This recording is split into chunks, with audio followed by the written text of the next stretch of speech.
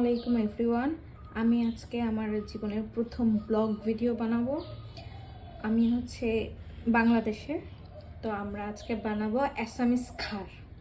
তার জন্য আমাদের সবার প্রথম লাগবে ভোল।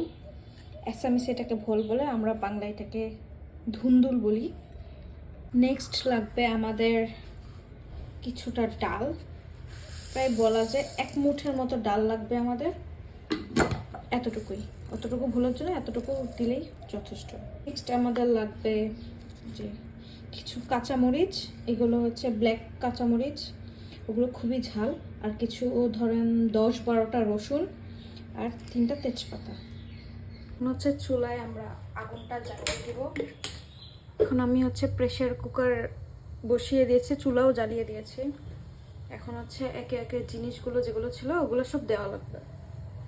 ফার্স্ট ভোল, তারপর ধুয়ে রাখা ডালগুলো দিয়ে দিচ্ছি। এখানে কিন্তু আমি এখানে মুগ ডাল ইউজ করেছি, আপনারা চাইলে কিন্তু মুসুর ডাল দিয়ে এটা বানাতে পারেন। দেন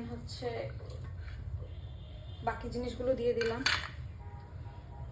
যেমন রসুন, তখনই দেখিয়েছিলাম রসুন, তেজপাতা, কাঁচামরিচ। তখন বলতে ভুলে গেছি, আমাদের কিন্তু মেইন ইনগ্রেডিয়েন্ট আদা লাগবে।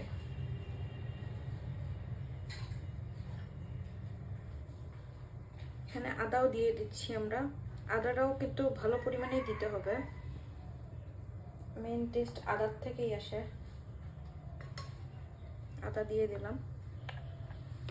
নেক্সট দেওয়া লাগবে আমাদের কিছুটা নুন, খানিকটা কাশ্মীরি চিলি দিয়ে দিচ্ছি, কাশ্মীরি মরিচ, নুন স্বাদ মতো।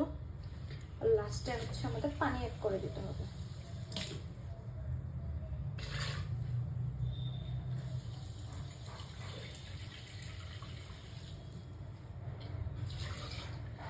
এখানে কিন্তু আর কোনো মশলাপাতিও যাবে না, হলুদ টলুদ কোনো কিছুই যাবে না, এতটুকুতেই শেষ। প্রেসারে আমরা 3টা শীষ দিয়ে নিব, যাতে গলে না যায়, নরম হয়। আমাদের সব ইনগ্রেডিয়েন্ট দেওয়া শেষ। এখন আমরা প্রেসারের ঢাকনা লাগিয়ে 3টা শীষ পর্যন্ত অপেক্ষা করব, তারপর আপনাদেরকে দেখাচ্ছি অ্যাসামিস খার।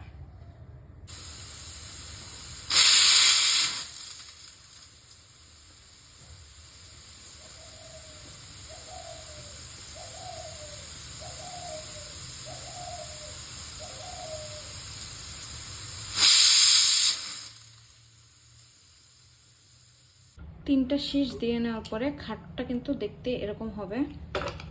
এরপরে এখন আমাদের দিয়ে দিতে হবে সোডা। এই পরিমাণ আমরা সোডা এখন দিয়ে দেব। এখানে সোডাটা কিন্তু অবশ্যই দেওয়া লাগবে খারের মধ্যে। সোডা দেওয়ার পর প্রেসার কুকারের ঢাকনা আমরা লাগাবো না, ওইটাকে এইভাবে রেখে দেব, আর ওইটা এইভাবে হতে থাকবে। এই যে তৈরি হয়ে গেল অ্যাসামিস মানুষের সব থেকে প্রিয় খার। এটা কিন্তু আপনারা যে কোনো জিনিস দিয়ে বানাতে পারেন, যেমন কুমড়া, তারপর শসা, বাট যে জিনিস দিয়ে বানান ওই জিনিসটা কচি হওয়া যাবে না, বয়স্ক হওয়া লাগবে। Thank you everyone for watching my video.